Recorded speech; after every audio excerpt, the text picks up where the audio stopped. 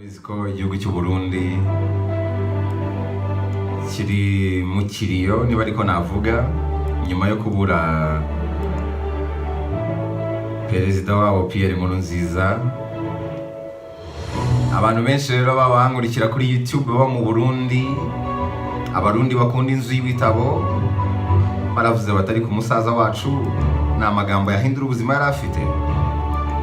Nanjye ndavuga ni inzu y'ibitabo mwakomanza ahantu hanyaho ntabwo yayabura. Pierre Nkurunziza yavutse ku itariki 18 ukwezi n'ukwa 12 umwaka w'igihumbi 1964 avukira mu murwa mukuru wa Bujumbura. Ni nyuma gato Burundi bubonye ubwigenge, urabizi ko bwari bwarakoronijwe n'ubwami bw'Ababiligi ari mu mwaka w'igihumbi 1962. Pierre Nkurunziza ni umwana wa gatandatu mu muryango wari utuye Ibuye muri Ngozi, ari naho yakuriye. Sumubyara yitwa Eustache Ngabisha, nawe yari umunyapolitiki akaba n'umukristo gatolika. Ngabisha yari umunyapolitiki wo mu ishyaka rya Iprona. Uyu se wa Nkurunziza yaje no gutorerwa kujya mu nteko ishinga amategeko y'u Burundi mu mwaka w'igihumbi 1965. Nyuma yaje kuyobora intara, ariko mu bwicanyi bwo mu mwaka w'igihumbi 1972 se wa Nkurunziza yarishwe. Nyina wa Nkurunziza we yari umufasha w'abaganga. Amashuri abanza Nkurunziza yize Ngozi. Nyuma y'uko se yishwe, Nkurunziza yahise akomereza mu ishuri rya Antenne riherereye i Gitega. Kaminuza yize kwigisha ubugenge muri kaminuza y'igihugu, aho yaje kubona impamyabushobozi mu mwaka w'igihumbi 1990. Yigishije mu ishuri rya Muramvya mbere yo kuba umwarimu ufasha abandi muri kaminuza mu mwaka w'igihumbi 1992. Bwana Nkurunziza yigishije mu ishuri rya gisirikari Iskamu. Muri icyo gihe bivugwa ko atarashamadukiye cyane ibintu bijyanye na politike nubwo yigishaga mu ishuri rya gisirikari. Icyo gihe ni nabwo yari n'umutoza w'ikipe ya Muzinga FC. Buriya Nkurunziza yabaye umutoza w'ikipe. Yaje rero gushyingiranwa na Denise Bucumi ari umwaka w'igihumbi 1990 ubwo bashyingiranwaga. Hanyuma mu kwezi kwa 10 muri 1993 dusubiye inyuma gato nibwo Melchior Ndadaye wari perezida yakorewe coup d'etat. Iyicwa rye rero rya Ndadaye uko yahise anapfa ryakuruye imvururu mu gihugu ku buryo haje no kugwamo abanyagihugu benshi, abandi barahunga. Icyo gihe Nkurunziza nawe yari akigisha muri kaminuza nkuru y'u Burundi, nubwo yaje gutegekwa guhunga mu mwaka w'igihumbi 1995 nawe yarahunze. Yamaze igihe mu ishyamba yihishe, ni nabwo yihuje na CNDD FDD. Icyo gihe yahise ashingwa guhuza ibikorwa bya gisirikare n'abari muri iryo shyaka. Urabizi ko yigishije mu ishuri rya gisirikari, akaba yari n'umuntu wize muri ibyo bihe. Urumva yahise agira amahirwe muri iri shyaka baramuzamura. Yaje no kuba umuyobozi wa CNDD FDD. Pierre Nkurunziza yinjiye mu itorero ry'abaporo, arabatizwa, avuka bundi bushya. Nkurunziza yabaye perezida w'iri shyaka ku itariki ya 28 ukwezi kwa 8 muri 2000. Ibiganiro byinshi byakurikiyeho. Urumva Nkurunziza yari afite ijambo rikomeye cyane. Muri 2003 byabaye intandaro yo kwemerera CNDD FDD kwinjira mu mashyaka y'igihugu.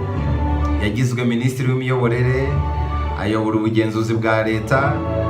Icyo gihe abanyagihugu bari mu bikorwa byo kwitegura kuzashyiraho leta y'inzibacyuho.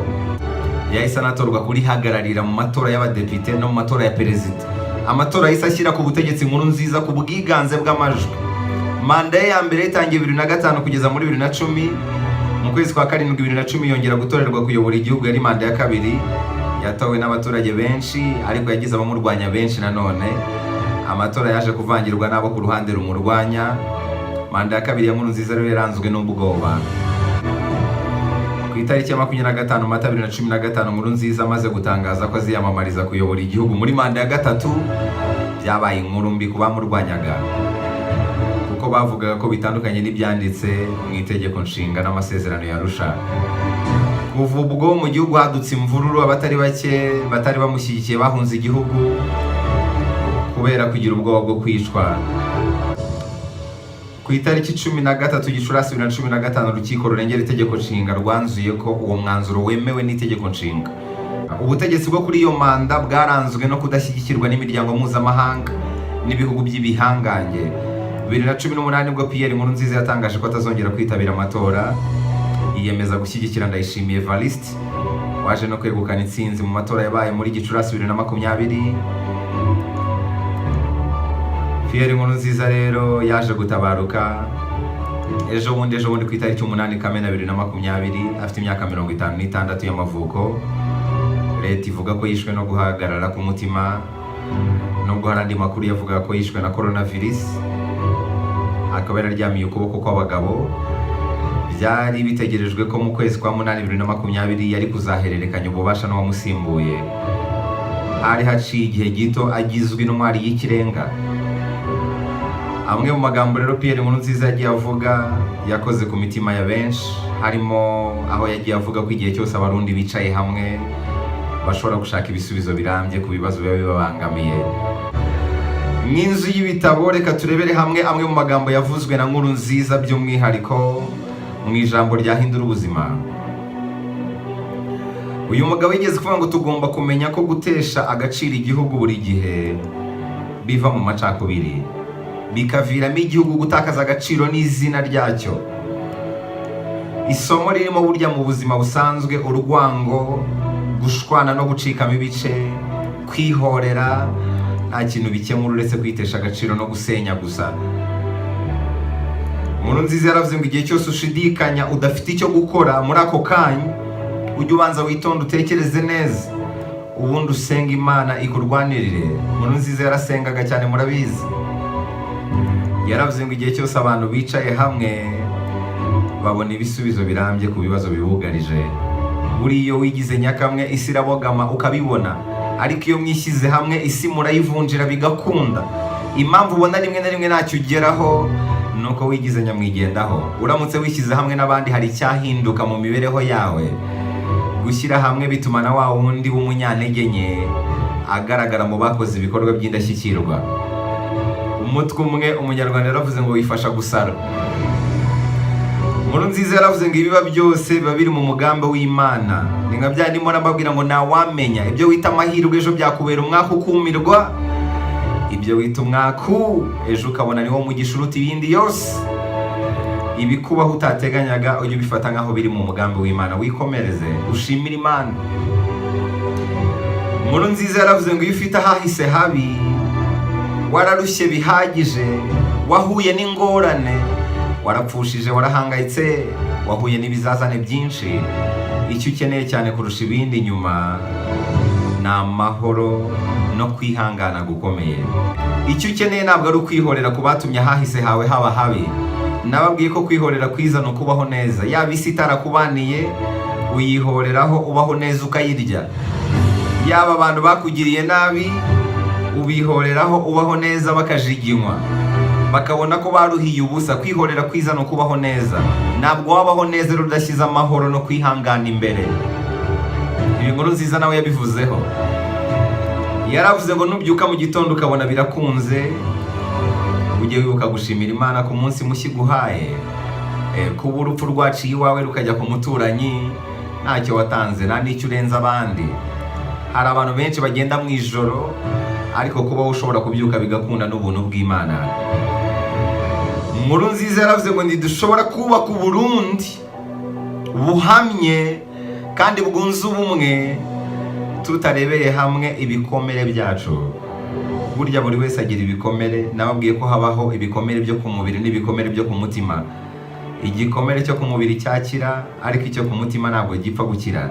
Iyo ushaka komora igikomere cyo ku mutima, nuko wisunga abandi muhuje ibikomere mukabyomorera hamwe. Niyo mpamvu Nkurunziza yavuze ngo ntidushobora kubaka Uburundi buhamye kandi bwunze ubumwe tutarebeye hamwe ibikomere byacu. Nkurunziza yaravuze ngo Imana yaduhaye impano y'ubuzima, ariko kubaho neza kwacu nitwe tubigiramo uruhare. Imana akazi kayo iba yarakarangije. Iyo uriho ugihumeka, uruhare rero rusigaye n'urwawe. Kubaho neza kwawe ni wowe ubigiramo uruhare. Imana yaguhaye ubwenge ngo ubukoreshe ubeho neza. impamvu bamwe babayeho neza kurenza wowe ni uko ubuzima n'ubwenge Imana yabahaye babukoresha neza kukurusha. Imana yaduhaye ubwenge bwo gukoresha ngo tubeho neza. Ibyo rero birahagije ngo ubukoresheje kurusha undi abeho neza nyine kurenza abandi. Imana yaduhaye impano y'ubuzima, impano yo kubaho neza ni twebwe ubwacu tubigiramo uruhare. Iri ni ijambo rikomeye mwasigarana. Inkuru nziza yaravuze ngo byaba ari ibihimbano cyangwa iby'ukuri, ibibazo by'uyu munsi ntibikakwibagiza ibyahise. Buriya ubuzima ni amasomo. Isi ni umwarimu uguha ikizamini mbere yo kuguha isomo. Ibizamini wanyuzemo mu hahise hawe wabikuyemo isomo rikomeye. Niyo mpamvu ibibazo ufite ubu ngubu ubikemura ukurikije amasomo wigiye mu bizamini by'ahahise. Isi guha ikizamini nyuma ikaguha isomo. Iyo rero wagiye uca mu bizamini byinshi ugakuramo amasomo, ibibazo ufite uyu munsi ubikemuza ya masomo. Inkuru nziza yaravuze ngo naje gusanga kwishima ari ibintu byoroshye cyane. Witegereje neza iruhande rwawe wabona imigisha myinshi wahawe n'Imana yo kwishimira mu buzima. Ufite impamvu ibihumbi zo kwishimira ubuzima. Wakwishyuza umwuka uhumeka wakwishyura iki? Ko warokotse byinshi watanze iki? Ko ufite ingingo zose abandi bakaba bafite ubumuga watanze iki? Kuba uriho byose umugisha. Kwishima no kubigira amahitamo gusa nta kindi, biroroshye. Aya ni amagambo yavuzwe na Pierre Nkurunziza.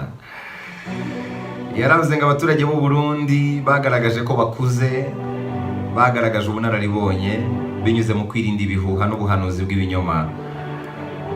Arongera aravuga ngo Imana igufiteho umugambi munini kurusha uwo wifitiye.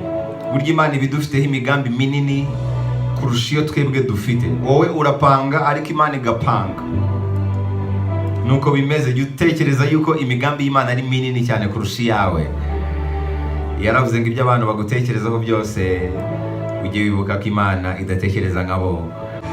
Mu magambo yose Nkurunziza yavuze nasoreza kuri iri ngiri. Yigeze kuvuga ngo iyo wicishije bugufi ugasaba Imana, inyungu ziva mu masengesho yawe zigera kuri benshi. Burya nujya ubona akanya ko gusenga ujye usengera n'abandi, kubera ko amasengesho yawe ashobora gukiza abandi bantu benshi. Nawe hari igihe uzagira amasengesho y'abandi akagukiza. Haleluya bene data. Iri ni ijambo ryavuzwe na Nkurunziza Pierre, perezida w'u Burundi. Imana imuhe iruhuko ridashira. Rest in peace.